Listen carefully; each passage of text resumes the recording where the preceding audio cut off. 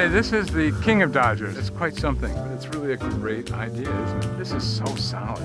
I love this thing. This stuff looks great. That's a nice installation, isn't it? That's very nice. Pretty comfortable. It's just so wonderful.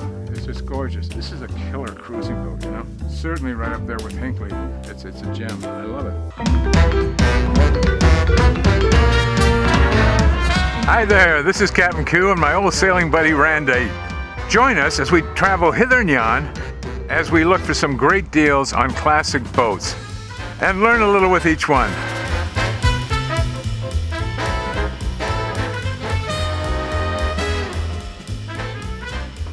Hey everybody, just want to let you know that Captain Q and I are going to be at the Newport Boat Show September 15th to the 17th at the first annual YouTuber booth. If you'd like to get $5 off, we have a Captain Q coupon code which you can use here, CAPTQ. Make sure to capitalize C and Q. It is case sensitive, and you'll get $5 off your ticket. We will be there for at least an hour a day, so come on by, say hi. I look forward to seeing everybody there. So yeah, come on by. Hey, Captain. Oh, Randy, I hear you, buddy. You tracked me down here. We are right here today on this beautiful August sunshine day, puffy white clouds overshadowing a little bit of the Connecticut River in Connecticut, United States. First of all, a couple named Peter and Joe Hoyt were living quietly in Pasadena, California in the late 60s, and they got caught up with the new boats coming out of Taiwan and so forth, and they wanted one. So they thought, let's go order a CT-41. But before they got to it, there was some Scotsman, and I don't have his name, who was putting together a boat business, and he somehow intercepted their offer to buy this other boat and sold them a 47-foot Formosa. Now they're trying to put together a boat business. They're sort of into this whole thing. So after they did that and sort of coexisting at the same time in this process, they met a guy named Jack Kelly. Now Jack Kelly was pretty well known yacht broker. He had C.T. Chen build these CT-41s, which he called the Yankee. His name for it was the Yankee Clipper. He found out that the first builder they had was turning out boats that were less than perfect, and they all had tons of warranty issues. So he wanted to find another builder, and he found a little family called Xing Fa. He went to them and said, okay, I want you to build me this new design. It's going to be called, get ready, a Kelly Peterson. Oh. Peterson being the designer, Kelly being the instigator. And meanwhile, our first friends, the Hoyts, came back and said, we had such good luck with our 47 Formosa. Everybody loved it in the country, but it was a piece of junk the way it was built. So they went to Xing Fa, and Xing Fa, at cost, built them a new set of molds, and they came up with the 458. And that was the Liberty 458, that was called. It turned out to be pretty successful for these entrepreneurial types from California, but then they were finding out that, especially on the East Coast, the buyers were not happy with the size of the boat. And he got a hold of a man named Stan Huntingford. Stan has built designed a number of boats, and they got him to work on this, which is the boat I'm standing on right now, which is the Liberty 49. It's pretty amazing. She's 49 overall. She's 41 feet on the waterline. She's 38,000 pounds with 12,000 pounds of ballast. And I think you're gonna like this boat. It's pretty comfortable and looks very seaworthy. Let's take a look at the rest of it. What do you say? Yeah, let's check it out.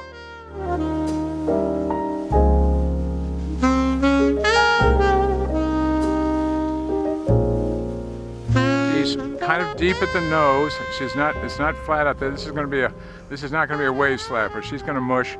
She's gonna come back somewhere about just forward of the mast area here, and then drop down into a long fin with a rake to the fin, and then she will have a straight trailing edge to that fin, and then you go back to a spade rudder with a skeg on it. As she goes aft, the boat just basically abruptly ends. There's a squared off transom to it with four nice port lights in it, and you'll see how those enrich your life when you get below decks, okay?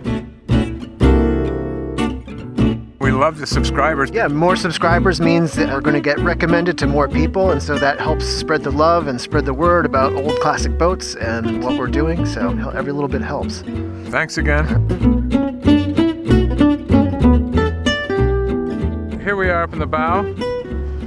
Once again, Randy, we have a dance platform up here for you. Oh, I like it. Look at the size of that. Oh, yeah. Two really nice trays there for the that big CQR right there. The Danforth is sitting on the deck right now. A double windlass set of drives here. I've got one control button for each one on either side. So if you're setting both anchors, you'll be able to control them right here. Yeah. And while we're up here, nice dandy new looking Foredeck roller furler. We do have a teak deck, and this deck is all glued down. She's not blind screwed or anything, and there's no deck screws on here. There's 4 holes here, and those go to a nice metal stainless bracket that's sitting in the cockpit to hold your dinghy up here. I'm also noticing a staysail tack there. Yes, there is, and the owner said he does not like to rig, has not for his purposes rigged the staysail with a roller furler or kept it in place full time. Let's see what we got here. This is our propane, and that's a nice installation, isn't it? Yeah. Here's one of the prizes on this boat. If somebody were to buy this boat, you know what they'd get with it? Captain Q hat? Yeah! One for each member of the crew. No, they would get a brand new mast. We got a brand new Selden spar, and this is with an in-mast furling system. There's his Doyle mainsail right there, all set up. And he's got a really nice big whisker or spinnaker pole, and I'm going to call this more of a spinnaker pole because that's really good size. And if you look at the top up there, you see the car right where the top of the pole is attached to the mast. It's on a car that's on the track on the front of the mast. Yep. When you're ready to do with it, you're going to undo a line on the starboard side, on the port side of the mast here. Let's see if I can get up here and show you. Yeah. Right here, here's one of your lines. You're going to loosen this up, and then your friend up here on the bow will pick up the lower end of the pole and carry it forward and set it out there to wing out your jib. He does own a spinnaker, which he said he's never set. If you notice, there's no winches on the mast. All the lines and everything have been led back to a series of self-tailing drums in the cockpit. And what are those called? Just fair leads. These are all a series of fair lead blocks. As we go about here, you're going to see, you know, some little places with some varnish done. This is a couple of weekends. You'd have this sprightly as anything, wouldn't you? Yep. We have a nice set of sissy bars on either side here, each of which has some little eyes here to tie off lines to the ends of halyards. The decks are pretty wide. We like that. We've got a very large companionway ladder. This is going to walk you right down to the bottom of the ocean practically. That's really It's the longest one I've seen. It's enormous, isn't it? It's what I call the big ship bulwarks, right? And why do you like them? Because you're never going off the front of this boat. And what they've done too, I like always, is the waterways drains. You see these? Right there. Yeah, a little scupper. Yeah, a little scupper, and the water runs down into that, and it runs down at the water line. And the reason you like that is no stain marks. we have a nice big Selden Vang here, mechanical. Randy, this is the king of Dodgers. A firm down in New Zealand built this thing, and it's built like a tank. It's quite something. Just the cockpit's completely enclosed with really nice, fresh plastic isinglasses, I like to call it. And this also has a full set of screens. Okay, we have another ladder here, and there's just 2 opening hatches here that you can pop open, boom, boom, and then just drop it right down. I'd like to have a line on this so I could pull it back up, right? Yeah. Because if I let that go down, it's going to be hard to retrieve. There's a couple of deck boxes here because, you know, we're in a center cockpit boat, and when you do that, you run out of space for lazarettes. It's got a split backstay, and I'm not certain why they split the backstay, except that it allows them to have a boarding ladder on the transom, but it wouldn't be that. There might be some other reason.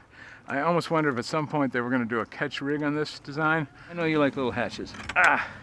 Not so little. Not so little. Interesting thing I'm seeing in this one, there's a screen down there. And I can tell you one time crossing the Erie Canal, there was this enormous swarm that comes out at that lake of these flies, and I don't know the name of them, horse flies. I mean, they're that big. They didn't buzz around very much. They'd fly over and just land on your boat. These little screens will keep those little devils from going below, won't they? So here we got your main sheet traveler here, and it has 2 adjustments, of course. And that's, again, you got to have a traveler on a sailboat, and especially one this size. Randy, I've rattled on. Why don't you say I take you in the cockpit, and then we'll head below maybe? Let's check it out. You see me tearing along here? This is not your, is that from your Jag? It looks about... This came off a go-kart. It's about the same size. And I've never seen this before, but it's a clever idea. This boat has hydraulic steering, first of all. So you don't need a lot of the leverage that you get with a big wheel, right? The boat's loaded with electronics, pretty fresh electronics. There's Brooks and Gatehouse, apparent wind speed, fathometer. The nice thing about it is that it's all fresh and new. What do we have here? Oh, a bow thruster. A bow thruster. You know what that is? I do not. It's your shower. Ah. And hot and cold water shower, but now it does need the nozzle hookup to it, so that may be off in training somewhere or, you know, being dealt with. Nice big 2-speed Lumar winches, more than adequate for the Genoa on this boat. And these are, what are they, 55s? Big winches, nice.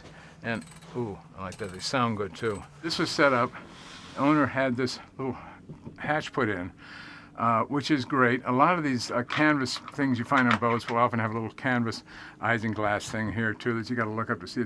This is really pretty clear, and I can see everything. I like that a whole lot. I have full headroom here at 6'1" in the hole here. Under the main section here, it's a little lower. It's like 6.5. I'm going to test out this seat right here on the starboard side.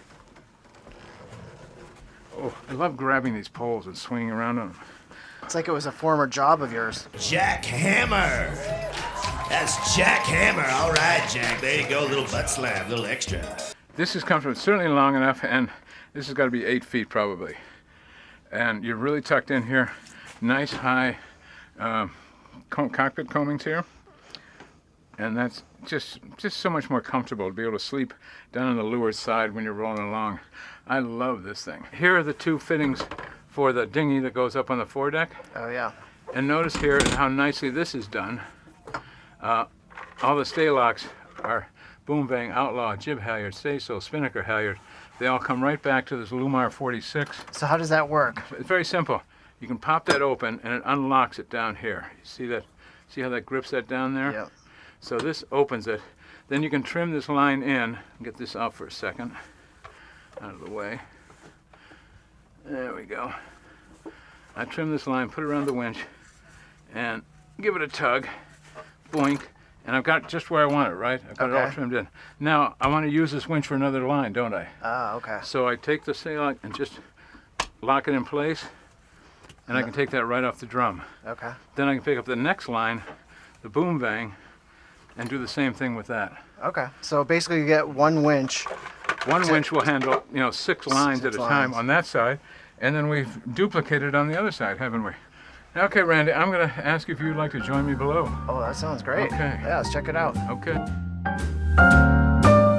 Do I look happy?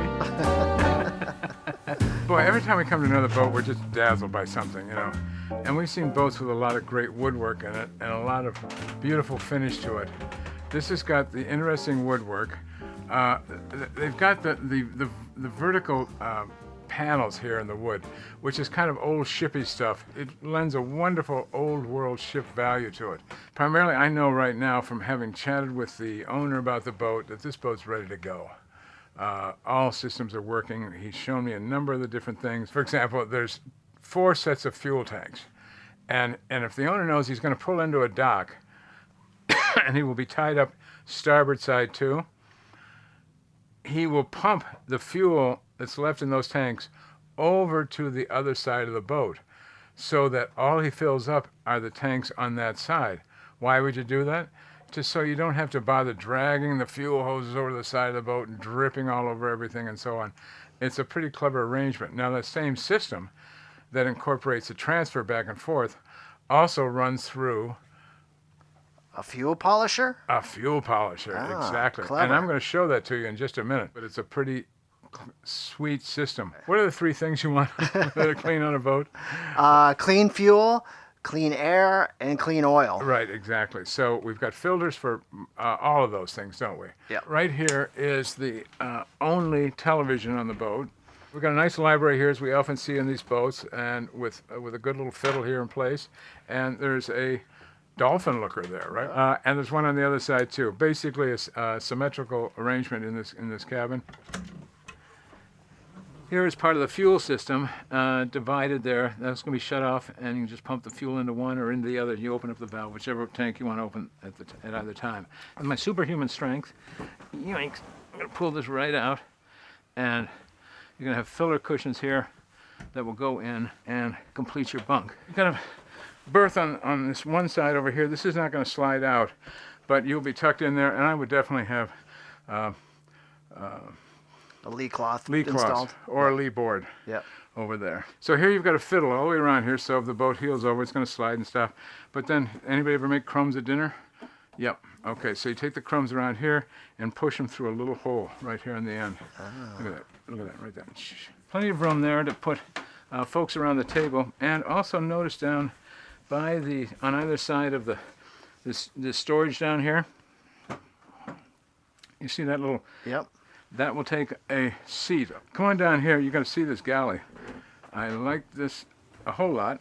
Check it out. Lots of things here, Randy, lots of things. Okay. I like the little step down too. The step down is nice. First of all, I retain headroom in here, number one, and that's 6'1" plus 2. We got 6'3" headroom almost here.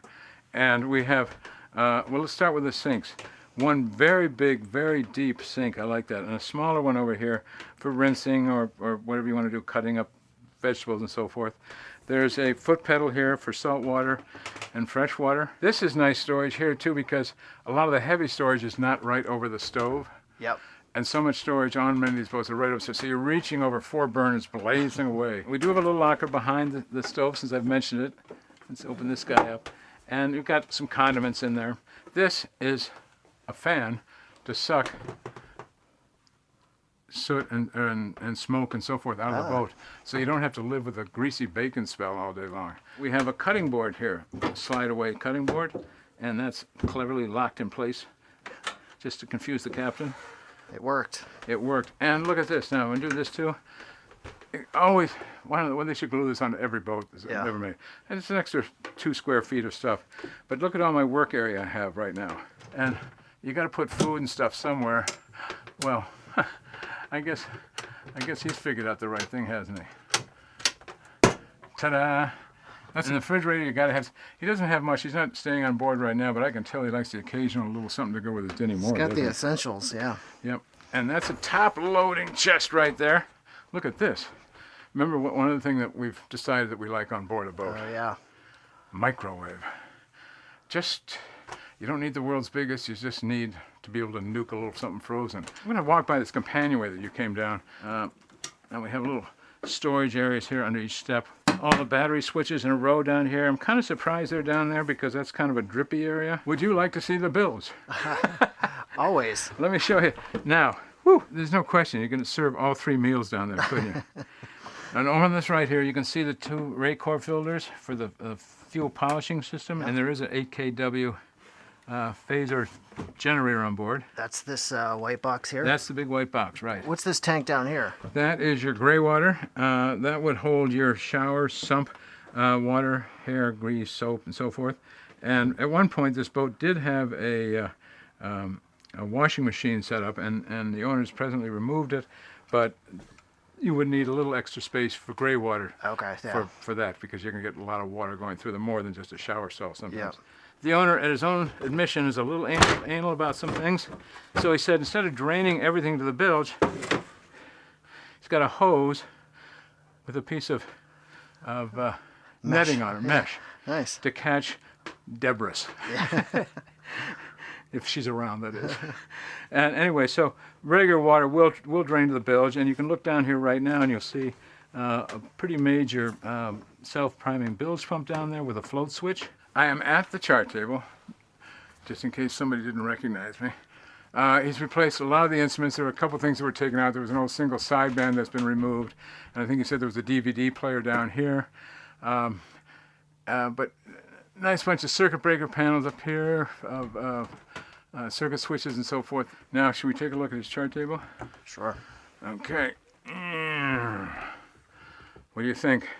It's looking very, very promising. Is that point worthy? Yep. You like to look at wiring, I know, don't you? I do.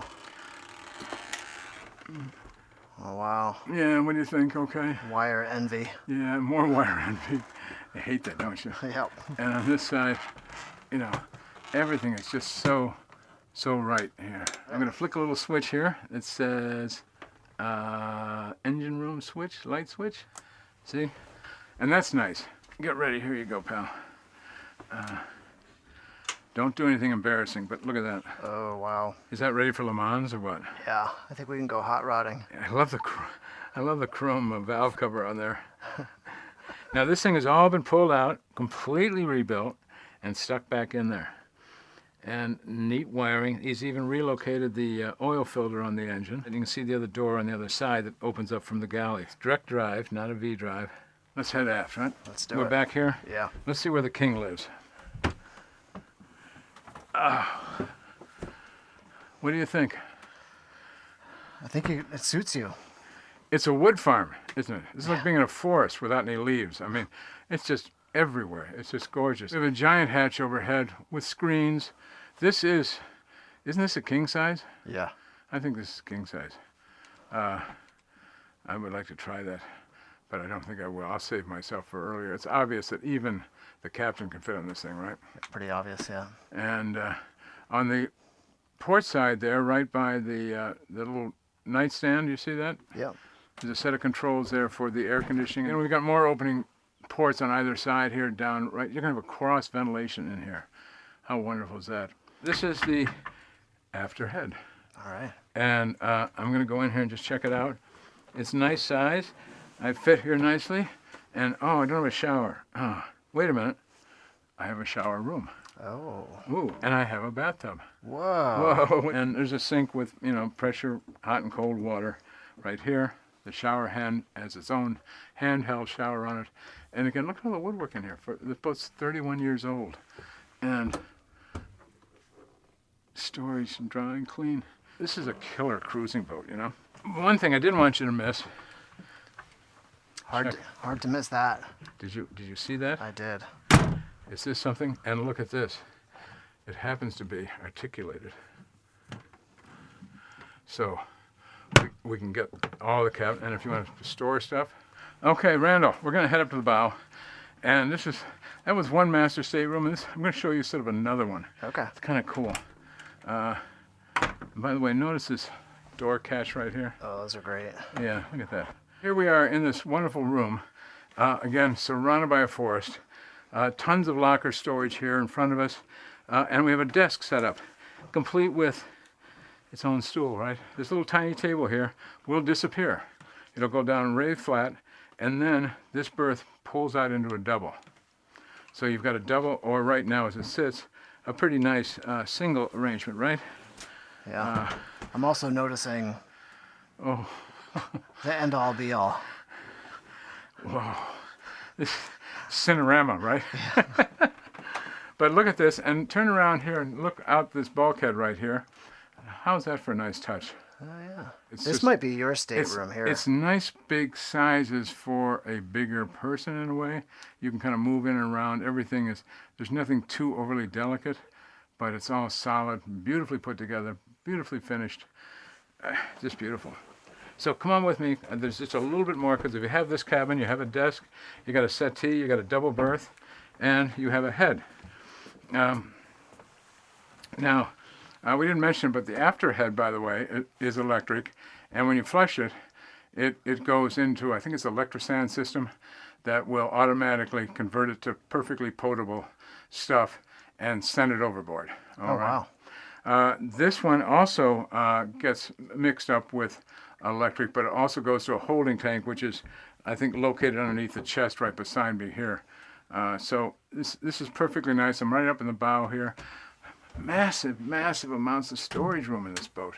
It's just, look, this is I feel like I'm almost on the Alden 78, you know, Yeah, for yeah. room and so forth.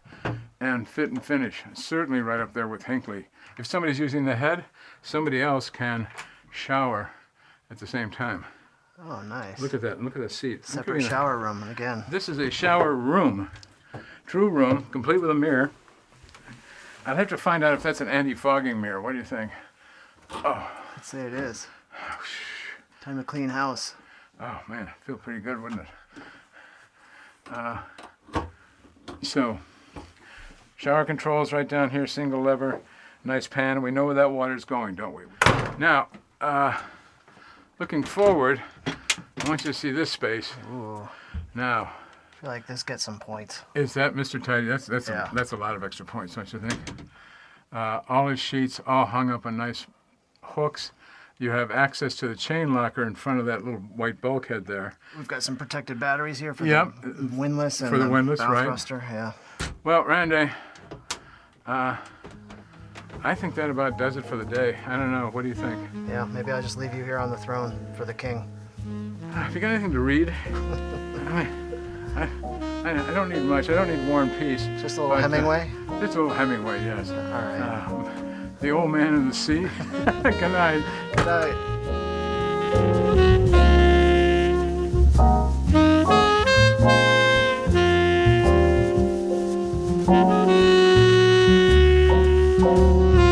Really handsome, interesting, and unique vessel called a Liberty 49. She's 48 feet on deck. She's 41 feet on the waterline, and she carries her extensive 14-foot beam pretty far aft, so there's a lot of room inside this boat. There's only been 13 of these boats built, and I believe this was the last of the boats, and she is really in superb condition. But as we've seen, she's got a great layout for, it could be for one couple who want to have some family occasionally and maybe do a little business. There's a sort of an office stateroom forward. Or it could be two adult couples, or just a family with 4 kids and plenty of room to stow them away. I think we should give this boat a rating. What do you think? I know you're here somewhere. I'm going to give this boat a 10 because we were standing on it and while she was in the water. I'm going to give it another, oh gosh. Well, we got to take her up to 20 right off the bat because the boat is in perfect condition and she's been really well maintained by her current owner. Very comfortable. Love to go to sea, and I think I could go anywhere on here myself in this boat. So we're going to take her up to a 47. That's a pretty strong number. I know a lot of you will question that maybe, but it really is. If you were to get on this boat, you'd realize just how strong she is and how safe you would be going offshore in this boat with your family, friends, and so on. So thanks so much. Thank you all for watching, and fair winds and following seas to you all.